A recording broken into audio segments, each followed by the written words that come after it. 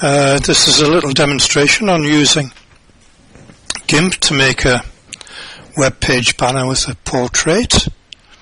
So I've got a blank canvas there, and I'm going to put a couple of guides in first of all. I've made the canvas larger or deeper than it needs to be, correct width but deeper. So I'm putting two guides there that'll show me roughly what I want to end up with. Now then, for a background I'm going to use foreground to background gradient, and I've already made a black foreground and a very dark blue background, and I'm going to change the shape to bilinear. I'm going to bump the offset up to 33%. Move this out the way so you can see what's happening. Now, and if I click in the middle and drag, I get that effect. I maybe want some more of the blue on the right hand side, so I'll do it again and again. Now when you're happy with what you've got, you can move on to putting a new layer in, which is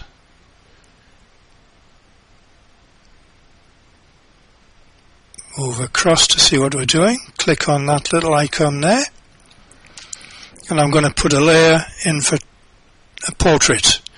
Note it's a transparent layer. Now I already have the portrait made. It's been processed, it's had the background removed, and it's been resized to a small size suitable for this banner. I'm going to copy it, and then I'm going to paste it into that layer we've made. So paste it. Now you notice it's a floating selection, so I can move it around, get it exactly where you want it.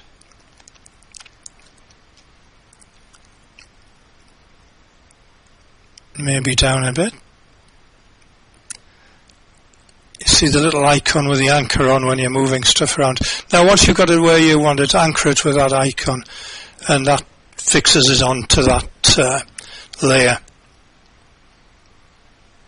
So I'm now going to make another layer called Halo, which is going to be a background for the portrait.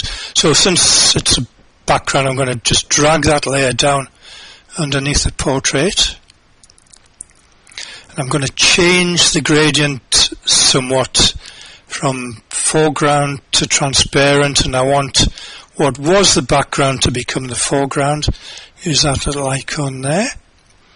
I'm going to drop the offset back down to the default 0. Change it to radial. Shape is now radial. And what I'm going to do is constrain it with an elliptical selection. So there's my elliptical selection. Maybe needs to be a bit wider. You can see one corner isn't going to quite fit there. And I'm going to change the feather settings from what it was to 100. So when everything's set up, I can, from the center, just drag out to the edge. And the great thing is with GIMP, if you don't like it, just delete what you've done, go back, maybe a bit more.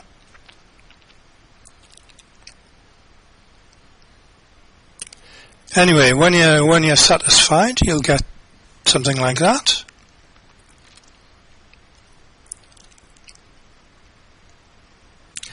And I'm going to make a few streaks on it. Now then, there's probably a wonderful brush that'll do this, but using standard GIMP tools, I think maybe if we go to filters,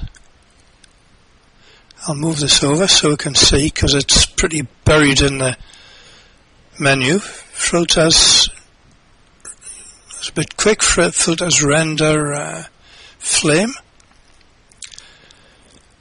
if you go to the edit section, now then you've got to start off with variation linear, it's not on linear there, and click randomize forevermore until you get something that you like. And I want to use a custom gradient for this. I want a nice bright colourful gradient.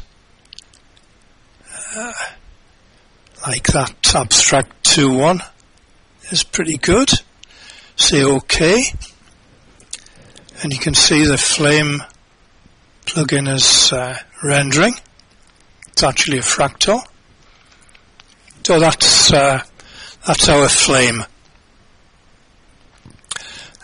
Once you're there, see on the streaks layer, I can move this around.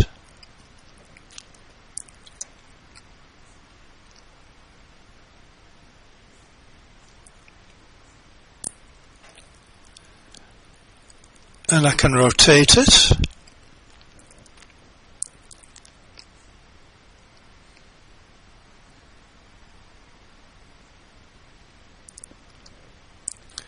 And we'll OK that. Maybe move it again.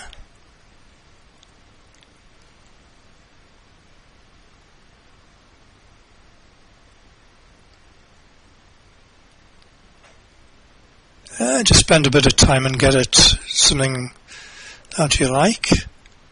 That's okay. Now actually I want it above the portrait here.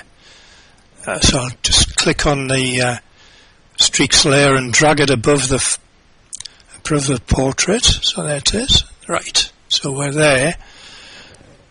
And what I'm going to do now is increase the size a little bit. I'm going to add a layer mask. So there's the mask, and I'm going to add a layer mask, and I just want full opacity. Add it. Now then, if we paint on this layer mask with black, we'll hide some of the layer. So I'm using a fuzzy brush here in black ink, and I'm just painting over the bits I don't want.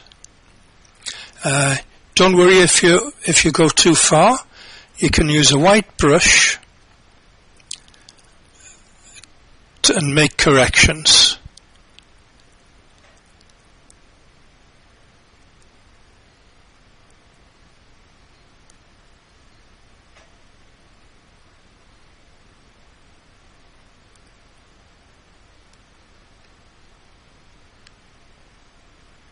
Now you can also constrain the line. If you click, hold the shift key down, you can be a little bit more accurate. Just go down there like that. I'm going to click and drag here. Right. Maybe a little bit there. Bump the brush up and make it a little bit fuzzy edge. Now I'm going to use the white brush here, take the brush size down, I'm going to click just to bring that up a little bit, and once you're done we'll say that's it.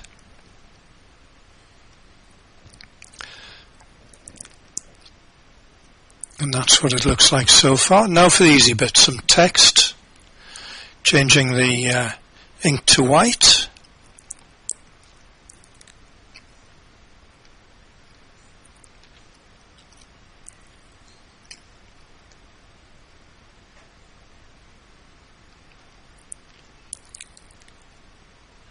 Now I'm going to rotate that text.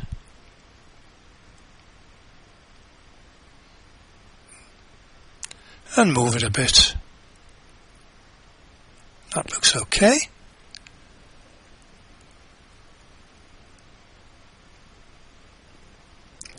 Now maybe some more text.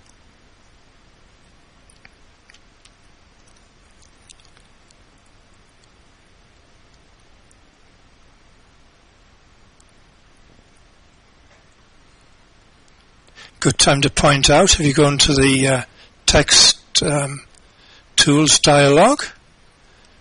Right down at the bottom you can increase the spacing of the letters quite easily. So we'll do that one. If you lose it, just drag the text box out, move it around.